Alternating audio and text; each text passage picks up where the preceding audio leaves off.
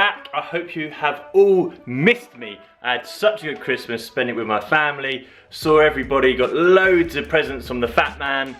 Really good time, but I'm back now, and that means that we're gonna get straight back into getting this physique where we want it to be, and hopefully you're gonna join me on the journey. So, title of the video is how to get shredded without feeling hungry. Now it's a perfect time for me to do the video because in a couple of days I'm going to be coming off of my bulk, although my bulk kinda took a bit of a sidetrack over Christmas, which sounds weird because you think that I'd be consuming loads of calories over Christmas, which I probably was, but maybe not enough. So anyway, I just saw at the start, 87.75 kilograms, which I think my target weight before was going to be 90 kilograms, but to be honest with you, because I haven't been as strict as what I should have been with my bulk, it slowed up a bit. I think I went from 84 kilograms up to 87 kilograms in a relatively short period of time, and then it plateaued a little bit. So I'm happy with my physique as it is at the moment. So gonna come off my bulk in a couple of days. The only reason I'm not gonna do it now is because I have food that needs eaten up. So I need to get through that before I start the bulk. So I'm gonna start the bulk in a couple of days. And I wanted to do this video because I just wanted to give you a few of my tips as to how I managed to stay on a cut and I managed to lose weight without having to deal with those really difficult hunger pains and feeling hungry all the time. And there's just a few things that you can do to avoid those feelings, because when you do get those feelings it makes it very hard to stay on track and it's just not sustainable. So stay tuned, it's going to be a good one. I'm going to do a cutaway now I think, so I'm going to do kale. I'm back, I'm in the kitchen, I'm just about to prepare myself some food. So I wanted to start now with the first tip, which is to gradually get yourself into a calorie deficit. And what I mean by that is don't just drop down to the minimum amount of calories you're gonna have straight away. You know, your body is used to be, especially if you come off a bulk, should we say. So if you're coming off a bulk, your body is used to having a large amount of food. If you then drop it down to the minimum amount of calories you're gonna have, it's gonna be a huge shock. Your body's not gonna be happy and it's gonna be very difficult to stick to. So do it in incremental steps. As an example, for me, my bulk, I've been having between 3,500 up to around 3,700 calories a day. So what I'm going to do is I'm going to drop my calories down to 3,000 to start my cut. I'm then going to see if I'm getting results, if I'm losing fat. I mean, I know what my maintenance calories is, so I know I'm in a deficit. So I know that I will get results from that, but it's the speed and how happy I am with those amount of calories. So start at sort of the maximum minimum, if that makes sense at all, because then you've got somewhere else to go. So for me as an example, if I'm on 3,000 calories and I've plateaued and I'm not really happy with the amount of fat I'm losing, I know I can drop it a little bit more. If I started at 2,500 calories, I haven't really got anywhere else for me to go. And as I say, it's going to be very difficult for me to stick to, from going to having such a huge amount of calories to a low amount of calories, and such a drastic difference. So be sensible. Know that it's not going to happen overnight, so do it in a suitable time fashion, and just do it in those small steps. So tip number one, while I'm here actually and I'm in the kitchen and I've got myself a glass of water, I may as well do tip number two. Tip number two is to drink plenty of water and to keep yourself hydrated. Often your body can mistake hunger for thirst, so if you make sure that you're having plenty of water, you should feel less hungry. A quick way of working out how much water you should be having in a day is if you times your body weight in kilograms by 0.03, that will then give you the amount of litres that you should be consuming in a day. So for me, I think it works out that I should be having 2.6 litres a day. And then what you should also do is add 250 ml for every 15 minutes of exercise that you do. So if I look, then I should be having, near enough 3 litres a day, which seems like a lot, really. It does seem like quite a lot to consume. But the way I make it easier is I have a pint in the morning and a pint before I go to bed. So before the day, before I even have to think about it, I've had over a litre already. I then make sure that I have a drink with every single meal that I have, and I keep a water bottle on me for most of the day. And then really it's just second nature, you don't really have to think about it. So there's tips on that one, so make sure you're having plenty of water. So another tip that you can use is to have a huge volume of low calorie foods. So an example of this would be vegetables. Now you can pretty much stack your plate full to the brim with vegetables and it's still going to be a very low amount of calories.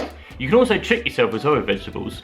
It's bacon, it's bacon, it's bacon, it's bacon, it's bacon, it's bacon. It's bacon, it's bacon. Now in all seriousness, pack your plate full of veggies. It's very low calories. If you manage to go over in your calories by having loads of veg, you've done well, because it is so low calorie that you really shouldn't worry too much. I know it's not always appealing, it's not always tasty, so what I tend to do is I put dressings on it. So you find yourself a low calorie dressing that you can throw on. Now what you do find a lot of the time though with dressings is they will try to be a bit misleading. Here's one that I have at the moment, which is light honey mustard, and you can see the calories in it if it focuses. Yeah, so for 30 mils it's only 29 calories, so very low calories. But what you will find is that sometimes on the front of these things they'll say that it's low fat, and that doesn't necessarily mean low calories. So here's another one. So this says, look, it says fat free. Oh, focus, come on. This one says fat free. Now, I think in this particular instance, this one is very low calories. Yeah, it is. But sometimes you'll see it will say fat free on the front, and that doesn't always mean that it's low calories, because it might be packed full of sugar. So make sure you look at the calorie content when you are buying these things. Next up, hot black coffee, or as the New Yorkers say, coffee.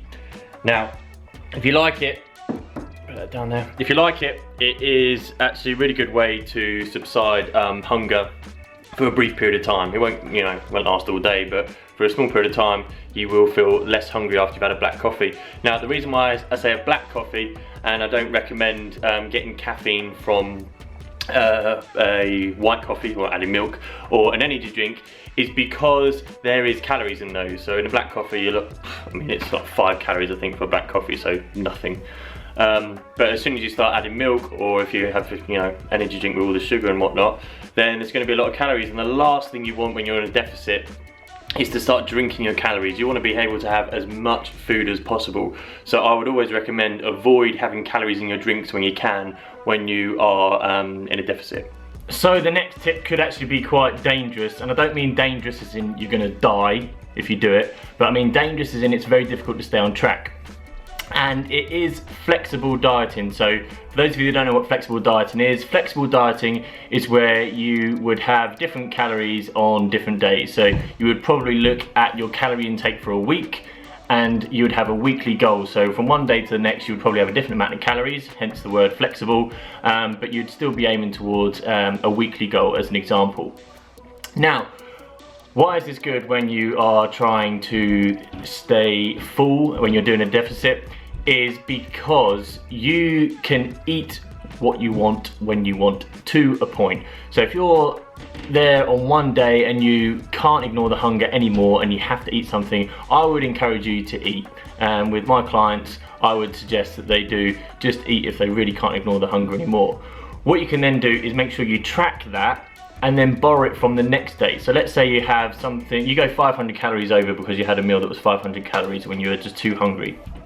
What you can then do is borrow 500 calories from the next day, so 500 calories less, or you could spread it out for the rest of the week. So you could have 100 calories maybe off of each day until you've got back those calories. So the reason why I say it's dangerous is because it is very difficult to stay on track, and you give into cravings one day to then ignore the cravings the next day is going to be very difficult. So it is a dangerous game to play if you go down that route, but it is an option for you if you really can't ignore the hunger anymore.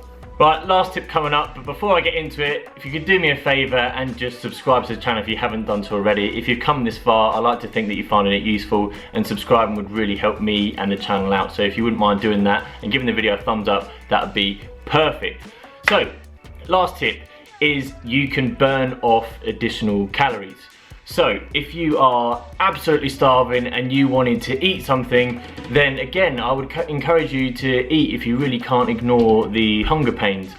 And then what you can do is, as opposed to in the last tip, you can borrow calories from the next day or throughout the rest of the week, what you can do is burn it off. So again, make sure you track when you go over. Don't just go over and forget about it and think, oh, I've messed up. Eat it and whatever it is you want, but then make a log of it. So you know, okay, right, I've had an additional 500 calories today because I couldn't ignore the hunger. So then when you go into the gym, you can then do an extra 500 calories worth of exercise. Tips on that is it's very difficult. I mean, you can use your Fitbits and stuff, but it's difficult to track the amount of calories that you would be doing if you're lifting weights or doing something like that. So what I would do is finish my workout and then jump onto a treadmill or onto a rower where it's got the little display which will tell you how many calories you've burnt, and then just burn off the meal that I had. Now it does require a bit more energy and a bit more time when you're going to be doing your workouts, but you have the option to do that. You can eat a bit more and then just choose to burn it off in the gym if you wish. So there you have it. Those are my tips for how you can beat the hunger when you're trying to get shredded and burn off Christmas fat. Now it's important to remember though that it is almost unavoidable to not feel hungry. You're in a calorie deficit, so you are going to feel hungry to a point, but these are little tips that are hopefully going to help you along the way. So as I said before, hit the subscribe button, hit the like button, and I hopefully will see you in the next video.